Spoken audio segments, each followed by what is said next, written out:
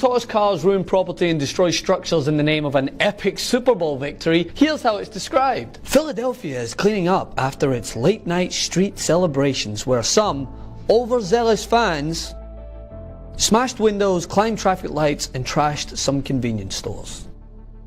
And not to forget, you're met with the same level of force as an out-of-control 4th grade birthday party when the candy runs out. But if you take to the streets in the aftermath of an unjust police shooting of an unarmed black man, or just when the unjust shooting is deemed just by the judicial system, normalizing the shoot first, think later narrative in American policing, you are met with the level of force you'd expect to see on the front lines of Afghanistan. Then of course you're called a thug and a criminal by right-wing politicians and media outlets. No one describes you as overzealous or hyped up. Oh no, according to Tomato Lymph Node, who has been uncharacteristically silent on Philly riots. You are not a protester. You are not a demonstrator. You are a thug. But maybe I'm just mistaken, as some suggested when I tweeted my thoughts on Twitter. Clear-minded Neil here said I was comparing apples to oranges, and that in the case of the Black Lives Matter protest, the damage done was intentional, whereas in Philly, it was incidental.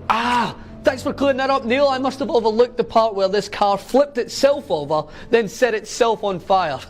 Silly me. So first of all, I didn't watch the Super Bowl because, well, again, screw the NFL, I'm with Cap. But second, why is it that when a mass group of sports fans descend upon the city, trashing stores, tearing down lampposts and eating horse manure, yeah, that really happened, the mainstream media treats it like little more than a street party where some innocent kid TP'd a house. But when people actually march to advocate for their basic human rights, the right to live, they'll be condemned and the entirety of their message diminished. Now let me be clear, I'm opposed to any violence in any situation. I think those who toss cars to celebrate are morons, and I also think those who riot and loot amidst a protest against police brutality do nothing but give those on the right the ammunition to lambast the entire protest as a violent, disrespectful movement that has no place in a civilized society. But when you feel there is no justice in a world that consistently diminishes your voice, whether you stand, sit, march, kneel, yell or talk, how else would you expect people to react? And even in instances that have not led to violence,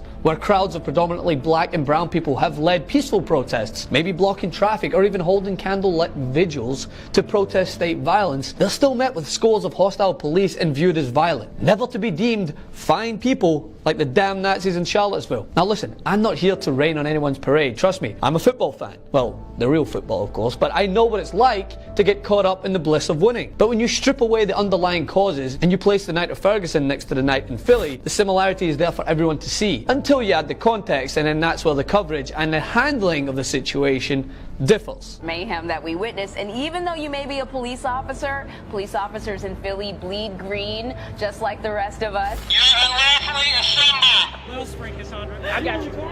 That's when you add the SWAT team, the tanks, the tear gas, and then you realize, oh, all that's just reserved for the black people who are outraged at people being killed. I mean, just read this tweet from law enforcement the night in Philly. Still going strong in the Office of the Emergency Management, but if everyone could go home, that would be great. Oh no, but in St. Louis, law enforcement chants, "Whose streets? Our streets," when they come face to face with protesters.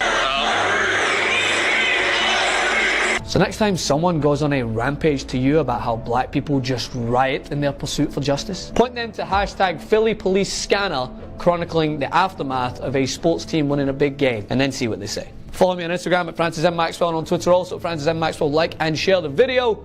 Continue to resist.